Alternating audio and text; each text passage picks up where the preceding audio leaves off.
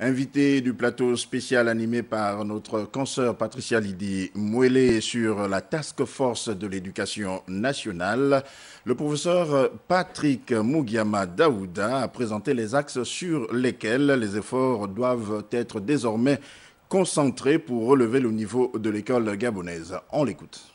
Première décision forte sur laquelle on a été amené à réfléchir, c'est mettre en place le secrétariat d'orientation. Encore une fois, une mesure qui est contenue dans la loi sur l'éducation 2011, mais qui n'a jamais eu de décret d'application, de texte d'application. On a continué à fonctionner ainsi. La deuxième décision, ou le deuxième axe sur lequel on a été amené à réfléchir, concerne la gouvernance des établissements scolaires. Et quand on parle de gouvernance des établissements scolaires, on touche là à un certain nombre de problèmes que l'actualité récente a souvent évoqués. L'insécurité dans nos établissements, les questions de citoyenneté, les questions d'hygiène et bien d'autres encore. Donc la gouvernance scolaire, c'est aussi la façon dont nous allons désigner nos chefs d'établissement.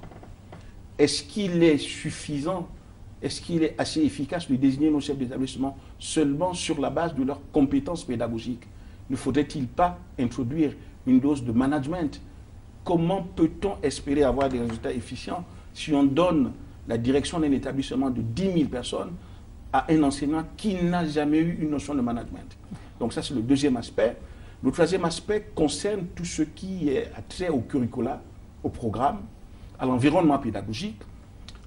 Dans beaucoup de cas, nos curricula sont vieux, obsolètes. Il y a déjà un travail qui est fait par les experts pour les mettre à jour avec des organismes internationaux. Le deuxième aspect de cet axe-là concerne aussi la formation des formateurs. Nous avons un corps d'inspecteurs qui est vieillissant et qui n'est pas suffisant pour accomplir la tâche qu'on leur demande. Et puis, toujours concernant l'environnement pédagogique, il y a tous les équipements, tous les outils pédagogiques et didactiques qui ne sont pas à niveau et qu'il faut mettre à jour. Donc nous avons réfléchi à ces éléments-là qui permettraient de monter en qualité. Et puis, le quatrième axe d'intervention concerne le modèle du financement de nos établissements.